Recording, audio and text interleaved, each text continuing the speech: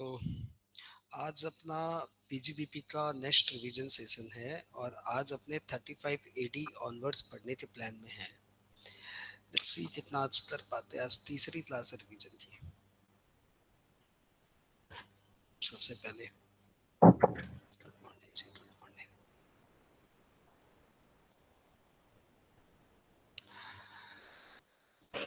Thirty five AD section से अपने आगे बढ़ते हैं आज। 35 एडी सेक्शन, ध्यान रखिएगा कि न्यू रिजिम में ये सेक्शन एप्लीकेबल नहीं है। This section is applicable only in case of old regime, because this is a type of incentive. और जब आपको न्यू रिजिम में इतना ज़्यादा टैक्स में कट मिल गया है तो आपको ये इंसेंटिव क्यों चाहिए। 35 एडी कहता है कि कुछ स्पेसिफाइड बिजनेस है और यदि उन स्पेसिफाइड बिजनेस में आप कोई भी कैपिटल एक्सपेंडिचर करते हो other than land, goodwill and financial instrument, then that capital expenditure shall be 100% allowed. When the capital expenditure is already 100% allowed, then there is no question of additional depreciation and there is no question of depreciation. What are those businesses in which such expenditure shall be allowed? These are listed here. Now, you are engaged in cold chain facility business, that is cold storage type of business, or you are engaged in warehousing for agro produce, or laying and operating cross-country natural gas distribution network, laying and operating cross-country petroleum distribution network, building new hotel of at least, building new hospital with at least 100 bed, developing and building a housing project for slum redevelopment, or developing and building a housing project under an affordable housing scheme, production of fertilizer in India, या आप inland container depot बना रहे हो और you are making a container freight station, you are engaged in operating beekeeping and production of honey and bee wax, you are engaged in warehousing of sugar,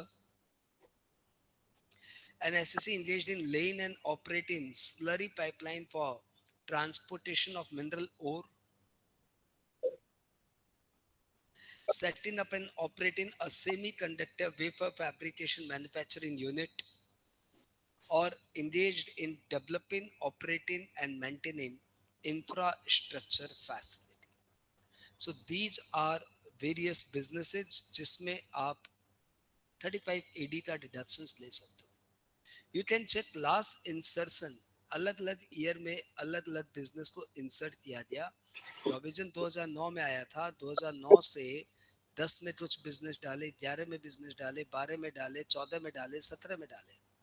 17 is the last year. पिछले 8 साल से income tax department ने इस 35 AD में कोई नया business insert नहीं किया है, यानी इनका पहले से ही नियत आ गया था कि भाई अब इसको हटाने का है और फाइनली न्यू रिजीम में इसको हटा दिया। लेकिन still this provision is very important because provision बहुत बड़ा है। All capital expenditures are there. ठीक। 35 एडी इज ऑप्शनल और मैंडेटरी। तो भैया जी 35 एडी इज ऑप्शनल। यदि आपको लगता है डेप्रिसिएशन एंड एडिशनल डेप्रिसिएशन लेना आपके लिए ज्यादा बेनिफिशियल है तो आप 35 एडी तो मत लीजिए। It is optional. No deduction will be allowed in respect of expenditure incurred under section 35 AD in any other section in any previous year if the deductions has been claimed or opted by the SSC and allowed to him. Expenditure incurred prior to commencement of business, यदि आप business शुरू होने के पहले कोई capital expenditure करते हो तो जिस दिन आपका बिजनेस शुरू हुआ उस ईयर में वो खर्चे सारे के सारे अलाउड हो जाएंगे। और यदि बिजनेस शुरू होने के पहले कोई रेवेन्यू एक्सपेंडिचर आप इनकर करते हो which is capitalize in the books of account, so for the purpose of section 35 AD that shall be treated as capital expenditure and it shall be allowed in the year in which business has commenced.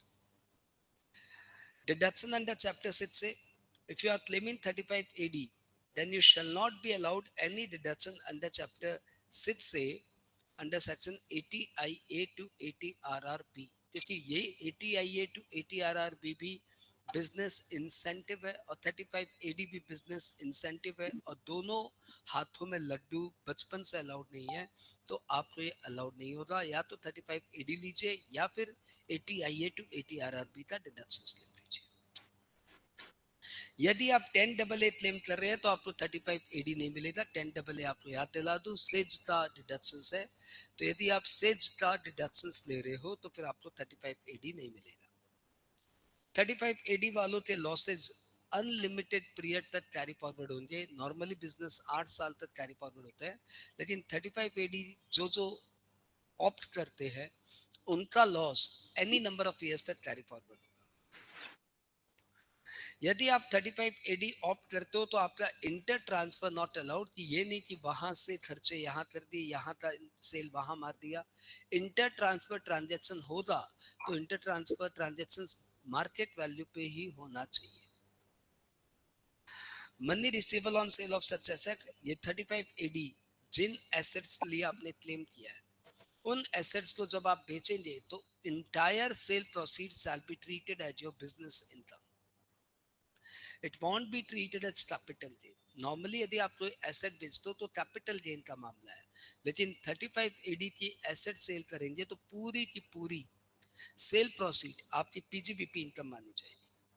35AD की जो asset है आप उन्हें कभी भी बेच सकते हो, 2 साल बाद, 3 साल बाद, 4 साल बाद, जब चाहे बेच सकते हो। बेचोगे आपकी पीजीबीपी की इनकम मानी जाएगी। लेकिन 35AD की एसेट को आप दूसरे पर्पज में 8 साल तक यूज नहीं कर सकते।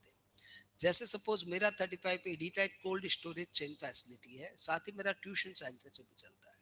तो जो कोल्ड स्टोरेज चेन फैसिलिटी में 35AD में क्लेम करता हूँ, तो वहां की जो एसेट्स है वो मैं अपने ट्यूशन बिजनेस में कभी नहीं ला सकता, 8 साल तक नहीं ला सकता। 8 साल के बाद आप अपना 35AD की एसेट आप दूसरे बिजनेस पर्पज में भी यूज कर सकते हो। यदि आपने 35AD की एसेट 8 साल के अंदर किसी और बिजनेस पर्पज में यूज कर ली, तो फिर ये आपका 35AD का डिडक्शन रिवोक हो जाएगा, और पहले जितना डिडक्शन आपने क्लेम किया था after depreciation and additional depreciation, that shall be treated as your income.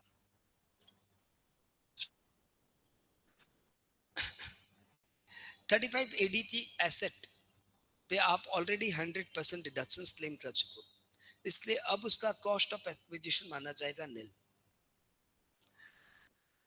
यदि आप 35AD की कोई एसेट लेते आते हो और 10,000 से ऊपर का आप कैश एक्सपेंडिचर करते हो, मतलब कैश एक्सपेंडिचर करके आप 35AD की एसेट लेते आए, तो उसका डिडक्शन नहीं मिलेगा।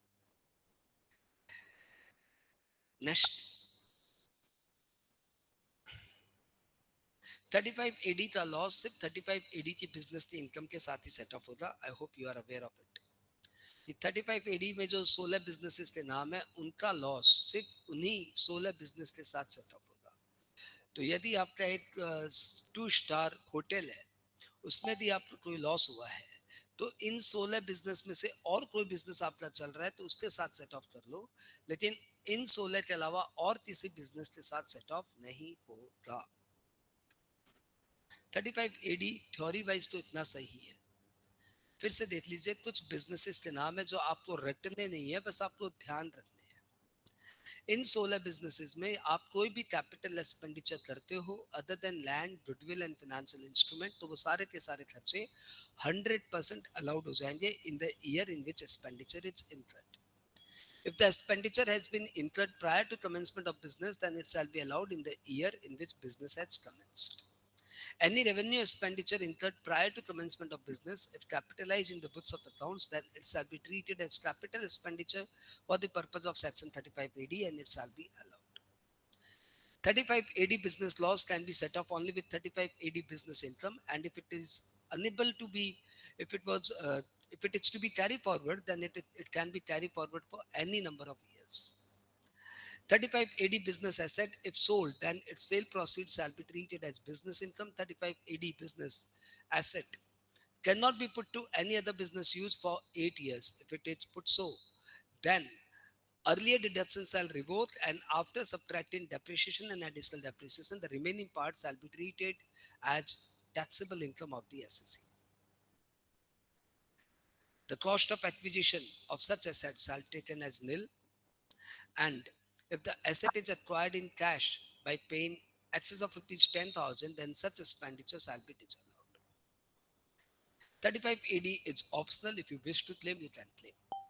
35 AD and Section 10 AA and 80 IA to 80 RRB, these sections are mutual exclusive. You cannot claim any of the two simultaneously. Let's move to next point. 35 done. Last class we did 36 also. Now we are coming to section 37. यहाँ तक ठीक 35 AD satisfactory हो गया. This is one of the tough topic. I hope done. सबको याद भी हो गया. Next. Let's move together. Next topic is general expenditure of business. In business, the variety of expenditure shall be unlimited, and it is not feasible to point out specific section for specific expenditure. So 37.1 is most required section under the head PGBP, which suggests that if any expenditure is not covered under any of the previous provisions, then it shall be allowed under section 37.1 subject to 5 conditions. Number one, the business must be the expenditure must be revenue in nature. It must be related to business. It must be incurred during the previous year. It must not be in violation of law. And it must not be in violation of ethics. यदि ये पांचों condition आपने satisfy कर दिया, then the expenditure shall be allowed under section 37.1. 37.1 में जो notable दो तीन बातें हैं वो है कि free beach to medical associates. तो जो भी मेडिकल एसोसिएट्स है उनको डॉक्टर्स को आप फ्री बीज देते हो यानी कमीशन देते हो, either by diagnostic centers or by medicine manufacturing company, all these expenditures shall be disallowed. One more important point of 37.1, that CSR expenditure shall be disallowed. Okay. One question arises that any expenditure in violation of law is disallowed. But violation of which law? Violation of Indian law or violation of foreign law? Suppose I made some violation of a foreign country law, but that is not a violation of India. तो बताओ क्या वो violation में जो expenditure हुआ that shall be allowed or not? तो answer is not allowed. Any law violation expenditure shall not be allowed, whether Indian law or foreign law. You can go through here. No deductions shall be permitted for spending for any purpose that is an offense under foreign law or for compounding of an offense for violation of foreign law. Prior to this, I hope you understand the provision, the point compounding. What is compounding? Let me explain you. कि हमारे देश में भी ऐसे provision है और दुनिया भर के देशों में ऐसे प्रोविजंस है कि आपने कोई लॉ का वायलेशन किया, जैसे सपोज आपने इनकम टैक्स की चोरी की, सपोज आपने कस्टम की चोरी की, सपोज आपने जीएसटी की चोरी की, और सपोज आपने 1 करोड़ की चोरी कर ली है. तो 1 करोड़ की चोरी कर ली है तो आपको जेल जाना चाहिए. अब टैक्स डिपार्टमेंट जानता है कि इसको जेल में डाल के क्या करेंगे, इसको टैक्स में इसको जेल में डालेंगे, वहां पे बैठ के पत्थर तोड़ेगा, क्या फायदा. इससे अच्छा एक काम करते, इसके साथ सेटलमेंट कर लेते हैं और इसको बोलते चल एक काम कर, इतने रुपए दे, तुझे जेल से माफ कर देंगे. सिंस वो बहुत पैसे वाला है तो ही माइट अफोर्ड इट.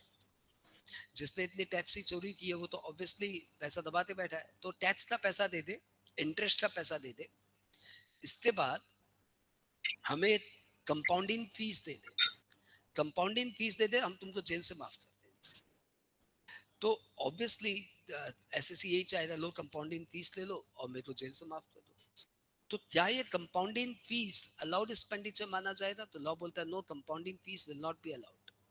ना तो पेनल्टी अलाउड होगा, न इंटरेस्ट अलाउड होगा और न ही कंपाउंडिंग फीस अलाउड होगी. बात क्लियर?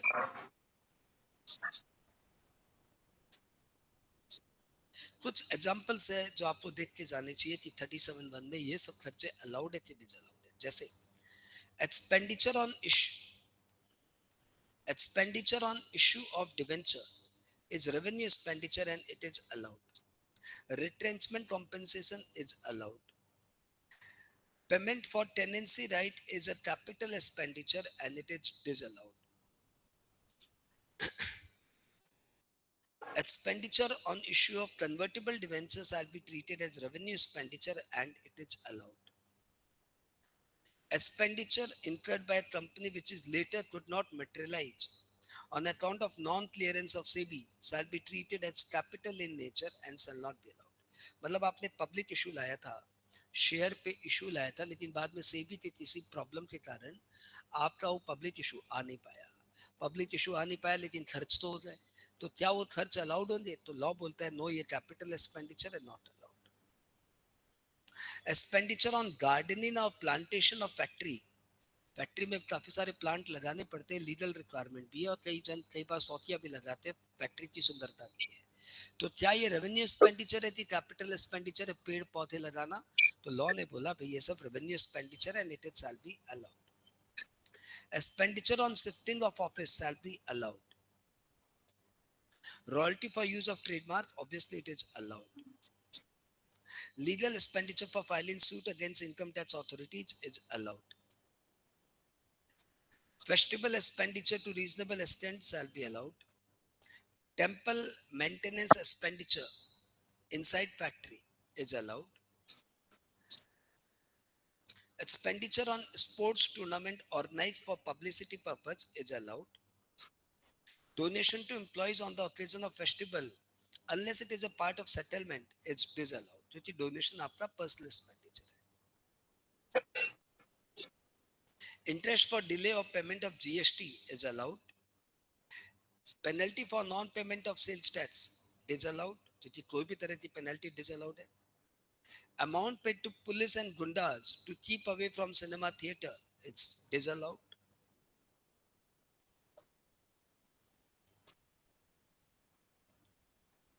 चलो आगे बढ़ते हैं. Loss of business class on or stock on robbery, civil disturbance में आपने देखा होगा दुकान में घुसते सब लोग माथे पर रख के टीवी ले गए, तो रेफ्रिजरेटर ले गए, तो ओवन ले गए, तो आपने देखा ही होगा, ये सब तो बहुत रील आई इन दिनों में. तो भैया क्या ये जो बिजनेस का नुकसान हुआ ये सब अलाउड होगा? तो लॉ बोलता है yes it is allowed. Business का ये बिजनेस वाले में तो अलाउड हो रही है. Advertisement with political party disallowed, ध्यान रखिएगा, लेकिन वो 80 सीसीसी में, सॉरी 80 जीजीसी में नीचे डिडक्शंस मिल जाएगा. सेक्शन 40 ए में आ गया. आई होप 37(1) आपका हो गया. Section 40 A, following expenditure shall be disallowed. Following expenditure shall be disallowed. Any interest or royalty or fees for technical services or fees for professional services payable to non-resident or outside India shall be disallowed. यदि आपने payment without TDS किया है, तो आपने क्या payment किया? Interest, royalty, fees for technical services और fees for professional services. आपने किसको दिया? या तो नॉन रेसिडेंट को दिया या फिर आउटसाइड इंडिया दिया. या तो आपने उसमें टैक्स डिडक्ट नहीं किया या फिर डिडक्ट कर लिया लेकिन जमा नहीं किया by due date of filing of return. अभी वो खर्चा आपका डिसअलाउड हो जाएगा. जब बाद में जब आप उस टीडीएस को जमा कर देंगे, बाद में जब भी आप टीडीएस डिडक्ट करके गवर्नमेंट को जमा कर देंगे, तो वो एक्सपेंडिचर वापस से अलाउड हो जाएगा. तो सपोज मैंने इस साल एक इंटरेस्ट पेमेंट किया आउटसाइड इंडिया 5 करोड़ का, मैं तो उस पर टीडीएस काटना था 10%, मैं काटना भूल गया. तो लॉ बोलता है इस साल आपका 5 करोड़ खर्चा डिसअलाउड. अब मेरे को सद्बुद्धि आ गई, अगले साल जब मैंने उस पार्टी को इंटरेस्ट दिया तो दोनों साल का टीडीएस काट दिया और दोनों साल का टीडीएस गवर्नमेंट को जमा कर दिया. तो मेरे तो दोनों साल का इंटरेस्ट नेक्स्ट ईयर में अलाउड हो जाएगा जब मैं टीडीएस का पैसा जमा करूँ. ध्यान रखिएगा, टीडीएस का पैसा आपको जमा करने की टाइम लिमिट है by due date of filing of return. यानी अप्रैल से मार्च तक का जितना भी इंटरेस्ट है उसका आप टीडीएस जमा कर सकते हो भाई due date of filing of return, यानी 31 जुलाई या 31 अक्टूबर तक आप टीडीएस का पैसा जमा कर सकते हो. उसके बाद भी जमा किया तो कोई चाप नहीं है, बाद में अलाउड हो जाएगा. Okay. Next, any amount payable to resident in India which is subject to TDS. तो कोई भी रेसिडेंट इन इंडिया तो आपने पेमेंट किया है ऑब्वियसली इन इंडिया, क्योंकि आउटसाइड इंडिया पेमेंट किया तो ऊपर वाले सेक्शन से गवर्न हो गया। रेसिडेंट इन इंडिया तो इंडिया में पेमेंट किया है और वो खर्चे पे आपने टीडीएस नहीं काटा या काट लिया लेकिन जमा नहीं किया by due date of filing of return, तो फिर वो खर्चे का 30% इस साल डिसअलाउड हो जाएगा। बाद में अगले साल सपोज जाके आपने वो टीडीएस का पैसा जमा कर दिया तो जो 30% इस साल डिसअलाउ हुआ था वो अगले साल आपका अलाउड हो जाएगा। क्लियर? इनकम टैक्स डिसअलाउड है, चाहे इनकम टैक्स इंडिया में दो या इनकम टैक्स फॉरेन में दो, यानी foreign income tax is also disallowed, surcharge and cess is also disallowed. Next, हम लोग आगे अगले सेक्शन में, अगले सेक्शन का नाम है 40A3। होते जा रहे सेक्शंस, क्लियर होते जा रहे हैं, सब याद भी होते जा रहे हैं।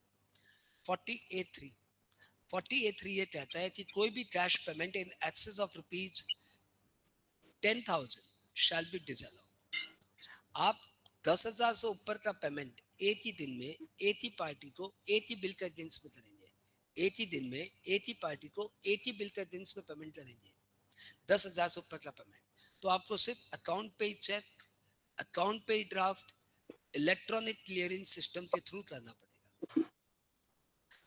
अकाउंट पे चेक, अकाउंट पे ड्राफ्ट या ईसीएस इनके थ्रू करना पड़ेगा। यदि आपने कैश में किया, बियर चेक से किया, क्रॉस चेक से किया तो डिसअलाउड हो जाएगा। तो 40A3 में जो तीन है ना, ये आप अपने दिमाग में बैठा लीजिए। 40A3, अरे 40A तो डिसअलाउड का सेक्शन है ही भाई मेरे, 40A तो डिसअलाउड का सेक्शन ही है। हाँ, 40A मैंने याद भी कराया था, आप लोग तो चेक करिए। मैंने बोला था 40 की एज आते डॉक्टर्स बहुत सारे डिसअलाउंस बोल देते हैं। 40 की एज आते डॉक्टर्स बोलता है भैया मीठा खाना मना है, घी पीना मना है, पलाथी मार के बैठना मना है, जमीन पे बैठना मना है। 40 की एज आते ही डॉक्टर्स इतने सारे डिसअलाउंस बोल देते हैं, ये लगता है क्या हो गया। और ए तो बचपन का डिसअलाउंस है, जिस जिस पिक्चर में ए लगा हुआ था तुम बचपन में देख पाए थे, तो ए भी डिसअलाउंस का सिंबल है, 40 भी डिसअलाउंस का सिंबल है। तो 40A मिलाते डिसअलाउंस, याद आया? मैंने तुम्हें सेक्शन वैसे याद कराया था। अब 40A के साथ आपको 3 ऐड करना है। इसमें आप 3 को फोकस कर दीजिए क्योंकि इसमें 3 बहुत इंपॉर्टेंट है। एक ही दिन में एक ही पार्टी को एक ही बिल के अगेंस्ट में 10,000 से ऊपर का पेमेंट किया तो डिसअलाउड। कितनी बातें? 3 बातें। आप पेमेंट अकाउंट पे चेक से कर सकते हो, अकाउंट पे ड्राफ्ट से कर सकते हो, इलेक्ट्रॉनिक क्लियरिंग सिस्टम से कर सकते हो। कहां से कर सकते हो? 3 से कर सकते हो। आप 3 से पेमेंट नहीं कर सकते, कैश से पेमेंट नहीं कर सकते, बियर चेक से पेमेंट नहीं कर सकते, क्रॉस चेक से पेमेंट नहीं कर सकते। तो 3 से आप पेमेंट नहीं कर सकते। तो इसमें 3 बहुत इंपॉर्टेंट है। ठीक है, ओके। यदि आप ट्रांसपोर्टर हो तो आपके लिए सीलिंग 10,000 की जगह 35,000 हो जाएगी। If you are engaged in the business of flying, leasing, hiring goods carriage. तो ट्रांसपोर्टर को ये प्रिविलेज है कि आपके लिए पेमेंट 10,000 की जगह 35,000 शिफ्ट हो जाएगा। यदि आप कैश एक्सपेंडिचर भी 10,000 से ऊपर का कर देते हो कैश में, कैपिटल एक्सपेंडिचर भी यदि आप 10,000 से ऊपर का कैश में दे देते हो तो भाई साहब वो कैपिटल एक्सपेंडिचर भी आपका डिसअलाउड हो जाएगा, यानी इसके ऊपर डेप्रिसिएशन अलाउड नहीं होगा। यदि आप एक ही बिल के अगेंस्ट में 2 डिफरेंट डेट में 8,000 का पेमेंट करते हो, सपोज आपने मुझे 16,000 का बिल दिया और रिक्वेस्ट की कि सर मुझे कैश में चाहिए, तो मैंने आपको आज 8,000 दे दिया, कल बुला के 8,000 दे दिया, तो it shall be treated as allowed expenditure. यदि आपके 2 बिल है, 8,000 का एक बिल, 8,000 का एक बिल, मैंने आपको एक ही दिन बुलाया, 16,000 रुपया कैश दे दिए, तब भी ये अलाउड एक्सपेंडिचर। एक ही दिन में 16,000 कैश दे दिया एक ही पार्टी को, तब भी अलाउड है। क्यों? क्योंकि बिल 2 है। okay. यदि आपने, चलो यदि आपने बाद में बताता हूँ, पहले ये करा दो एक्सेप्शंस टू 40A3। 40A3 के कुछ एक्सेप्शंस है जो एग्जाम में पूछ सकते हैं as a theory, as an MCQ या फिर रनिंग क्वेश्चन के बीच में। 40A3 कहता है कि यदि आप बैंक को कैश पेमेंट करते हो तो कोई चाप नहीं है, अलाउड हो जाएगा। यदि आप गवर्नमेंट को कैश पेमेंट करते हो कोई चाप नहीं है, अलाउड हो जाएगा। यदि आप लेटर ऑफ क्रेडिट के माध्यम से टेलीग्राफिक ट्रांसफर के माध्यम से या बुक एडजस्टमेंट के माध्यम से पेमेंट कर दो 10,000 से ऊपर, म्यूचुअल सेट ऑफ मार दो 10,000 से ऊपर, तो वो अलाउड एक्सपेंडिचर हो जाएगा, कोई चाप नहीं है। ठीक है, नेक्स्ट दे दिया बुक एंट्री के थ्रू। Next, payment made to agriculturist या फॉरेस्ट प्रोड्यूस के लिए, फॉरेस्ट प्रोड्यूस के लिए या एग्रीकल्चरिस्ट के लिए आप पेमेंट करते हो, like fish product, like poultry farming product, like horticulture product, like agro produce. Cultivator या ग्रोवर को आप पेमेंट करते हो तो कोई चाप नहीं, वो अलाउड हो जाएगा।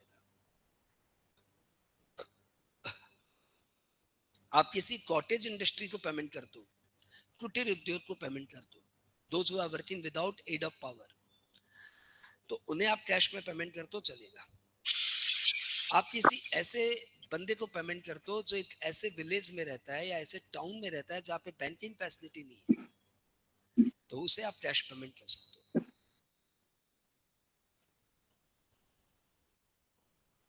आप किसी ऐसे दिन पेमेंट करते हो जिस दिन बैंकिंग सिस्टम क्लोज है, बैंक स्ट्राइक पे है या बैंक हॉलीडे है, तो कैश पेमेंट अलाउड हो जाएगा।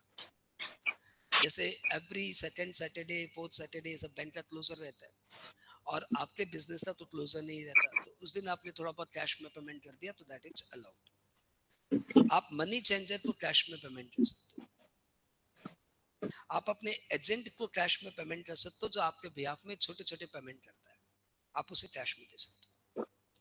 तो कैश एक्सपेंडिचर आई होप 48.3 आपको क्लियर है। 10,000 से ऊपर का कैश पेमेंट अपने को नहीं करने का, सब क्लियर। जब हम लोग टैक्स ऑडिट करते हैं तो इसको रिपोर्ट देते हैं कि कितना खर्चा कैश में हुआ है 10,000 से ऊपर का, अलग से रिपोर्ट देना रहता है।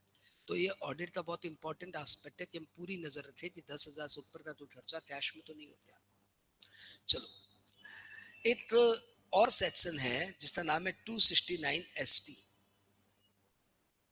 ये भी कैश एक्सपेंडिचर के अगेंस्ट में है। ये खर्चा है, ये सेक्शन कहता है कि कोई भी बंदा 2 लाख से ऊपर का अमाउंट रिसीव नहीं कर सकता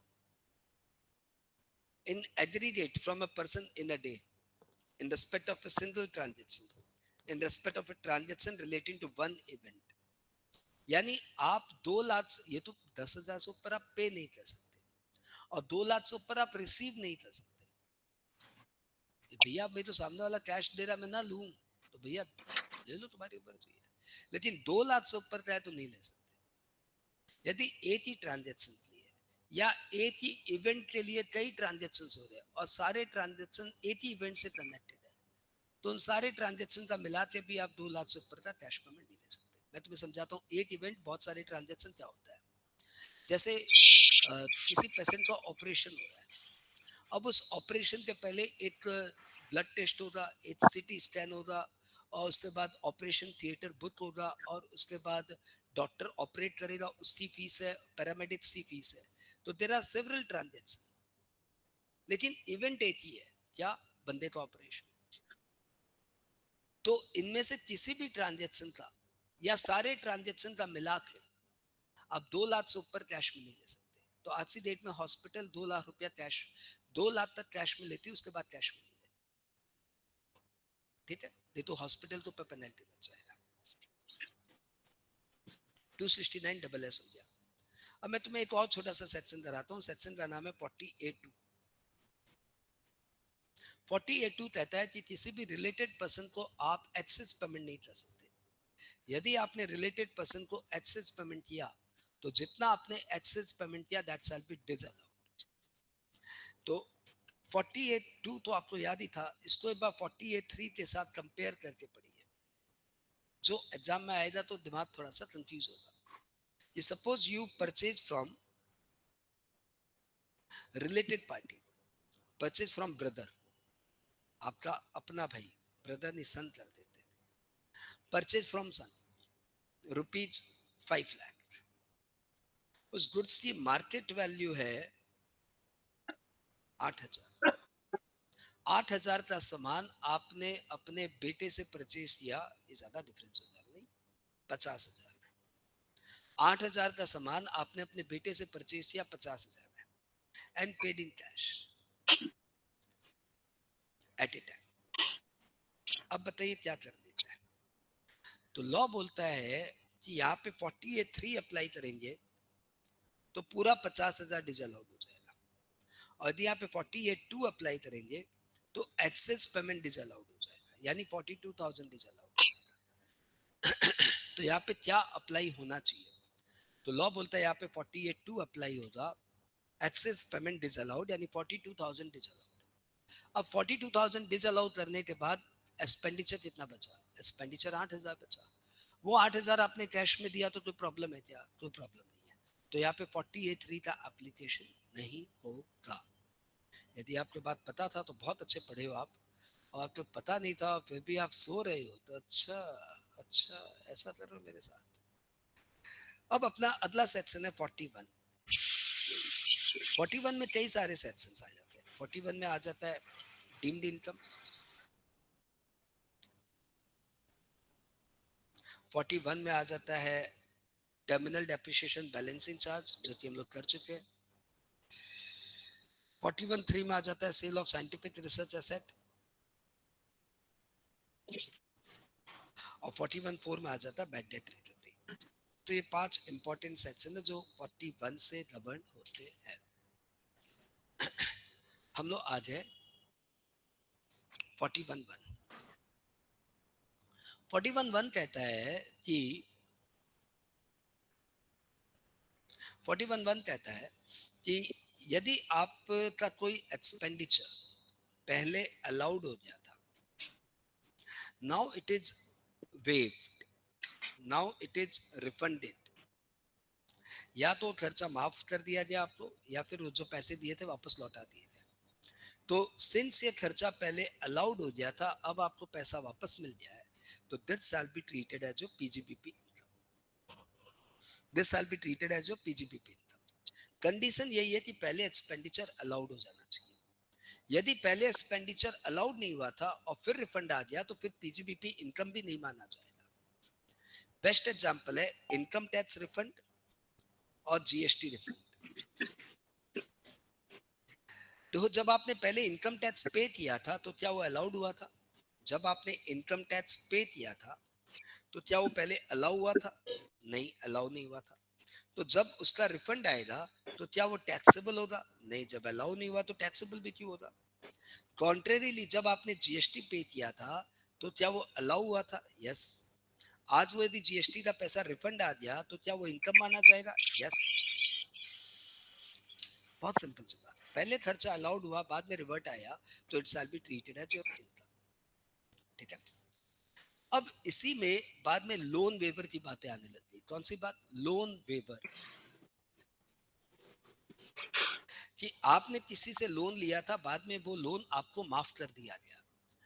लेंडर ने बोला कि यार ठीक है रख ले, कोई बात नहीं, लोन नहीं चुकाना। वाह।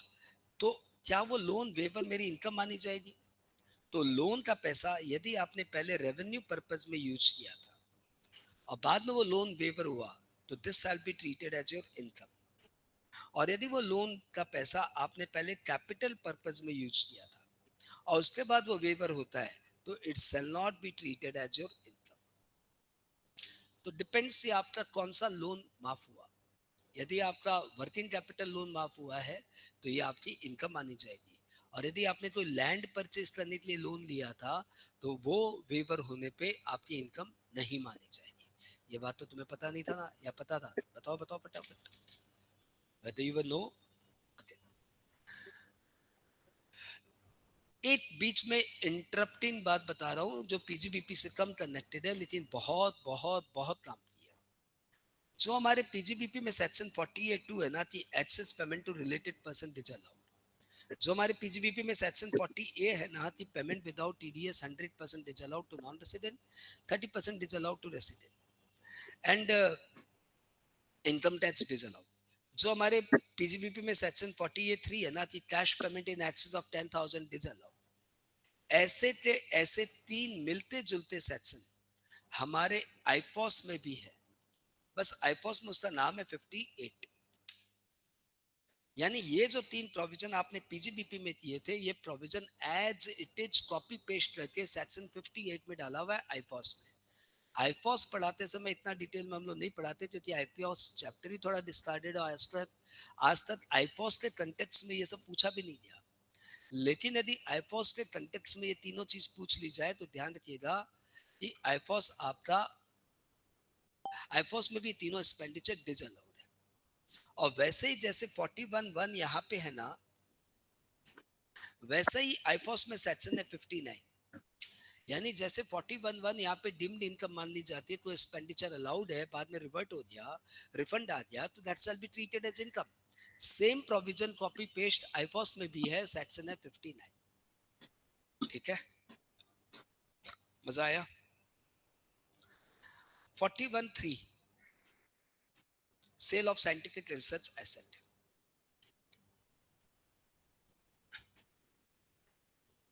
Cell of scientific research asset, यदि कोई साइंटिफिक रिसर्च की एसेट को आप सेल कर देते हो तो उसका ट्रीटमेंट क्या होगा? तो लॉ बोलता है उसके दो ट्रीटमेंट हो सकते हैं। पहले, और डिपेंड करता है फैक्ट के ऊपर कि क्या हुआ था, क्या साइंटिफिक रिसर्च की एसेट को आपने किसी और बिजनेस में यूज किए बिना बेच दिया, या साइंटिफिक रिसर्च की एसेट को पहले आपने किसी और बिजनेस पर्पस में यूज किया फिर बेचा। साइंटिफिक रिसर्च की एसेट थी, वो रिसर्च का काम ओवर हो गया, तो क्या हाथों हाथ बेच दिया कि पहले किसी और बिजनेस में लगाया उसके बाद बेचा? दो सिचुएशन हो सकती है। तो आप बोलेंगे नहीं नहीं, हमारा तो साइंटिफिक रिसर्च का एसेट लिया हुआ था, रिसर्च ओवर हुआ, हम बेच दिया, तो you are falling under first case. इस केस में आप फॉल करते हो। और इस केस में ट्रीटमेंट क्या है कि भैया सेल कंसिडरेशन या earlier deduction allowed whichever is lower, वो आपकी पीजीबीपी इनकम मान ली जाएगी। यदि minimum of the two shall be treated as your business income, sale proceed और earlier deduction allowed whichever is lower, आपकी बिजनेस इनकम मान ली जाएगी। और यदि साइंटिफिक रिसर्च एसेट को आपने बिजनेस पर्पस में यूज कर लिया, मतलब साइंटिफिक रिसर्च ओवर हो गया, अभी भी एसेट पड़ी थी, कंप्यूटर पड़ा था, लैपटॉप पड़े थे, तो आपने उसको बिजनेस में यूज कर लिया, तो जैसे ही आपने उसको अदर बिजनेस पर्पस में यूज किया, वो रेस्पेक्टिव ब्लॉक में ऐड हो जाएगा एट निल वैल्यू। वो रेस्पेक्टिव ब्लॉक में ऐड हो जाएगा एट निल वैल्यू, और उसके बाद जब आप उसको बेचेंगे तो वो ब्लॉक से माइनस होगा। जैसे कोई भी एसेट बेचने पे ब्लॉक से माइनस होती है ना, वैसे ये भी ब्लॉक से माइनस होगी। यदि आपने ये पढ़ा हुआ है तब तो बहुत अच्छी बात, आपने वापस से पढ़ लिया, रिवाइंड हो गया। यदि आपने पहले पढ़ा हुआ ही नहीं था तो मैं बोलूँगा ज्यादा उलझिए मत। आज ये लास्ट सेक्शन में, आज का लास्ट सेक्शन है 41(4), bed debt recovery. Bed debt recovery का बहुत सिंपल सा फंडा है कि यदि बेड डेट पहले अलाउड हुआ था और अब रिकवर हो गया, तो this shall be treated as your income. Condition bad debt recovery की इतनी सी है कि क्या वो पहले बेड डेट इनकम टैक्स वालों ने अलाउ किया था। यदि वो इनकम टैक्स वालों ने अलाउ किया था, अब वो रिकवर होता है, तो it shall be treated as income. और यदि वो पहले बेड डेट अलाउ ही नहीं हुआ था, तो आपको तो पता है जब खर्चा पहले अलाउड ही नहीं हुआ तो उसकी रिकवरी पे इनकम क्यों मानेंगे? अब इसमें एक बात तो बहुत सिंपल सी है, सुनने में भी बहुत सिंपल सी लगती है, लेकिन जब इसको पर न्यूमेरिकल आता है तो दिमाग घूम जाता है। सपोज आपका बेड डेट अलाउड हुआ था, अरे रुक जाना यार, सपोज आपका पहले बेड डेट अलाउ हुआ था 20,000, और बेड डेट क्लेम किए थे 20,000, बेड डेट क्लेम किए थे 20,000, और बेड डेट अलाउ भी हुआ था 20,000। अभी रिकवरी हो रही है 12,000, तो इनकम मानी जाएगी 12,000। अब बेड डेट क्लेम किए थे 20,000, अलाउ किए थे 18, अलाउ हुआ था 18,000, अभी रिकवरी हो रही है 12,000, तो लॉ बोलता है टैक्सेबल होगा 10,000। कैसे? क्योंकि भैया देखो 20,000 मेरा बेड डेट था, आपने अलाउ किया था 18,000, और आपने 2,000 डिज अलाउ किया, किया ना 2,000 मेरा डिज अलाउ, तो जब 12,000 की रिकवरी हुई, अरे सुन रहे हो ना मेरी बात, जब 12,000 की रिकवरी हुई, तो मैं क्या बोलूंगा, ये 12,000 में से 2,000 ये वाला रिकवर हुआ, और 10,000 इसमें से रिकवर हुआ, यानी जितना आपने अलाउ किया था उसमें से 10,000 ही रिकवर हुआ। तो जब मेरा अलाउ वाले में से 10,000 ही रिकवर हुआ, तो इनकम भी मेरी 10,000 ही मानी जाएगी। एक बार आपके लिए इसको मैं फिर से बोल देता हूँ ताकि आपको ईज रहे कि सपोज मेरा बेड डेट था 20,000, अलाउ हुआ था 16,000, रिकवरी हुई 12,000, तो बताओ टैक्सेबल कितना होगा? तो 20,000 अलाउ किए थे, 20,000 बेड डेट था, 16,000 अलाउ किए थे, 4,000 अलाउ नहीं किए थे। तो जब मेरा 12,000 की रिकवरी होती है तो मैं क्या बोलूंगा? 4,000 ये वाला रिकवर हुआ और इसमें से मेरा 8,000 ही रिकवर हुआ, इसलिए टैक्सेबल अमाउंट 8,000 ही होगा। ठीक है, आज हमने सिर्फ एक 45 मिनट्स का सेशन किया, लेकिन आज हमने प्रोविजंस बहुत सारे कवर कर लिए। ठीक है, अब अपने मिलेंगे नेक्स्ट क्लास। मॉर्निंग में एनर्जी थोड़ी ज्यादा रहती है। चलो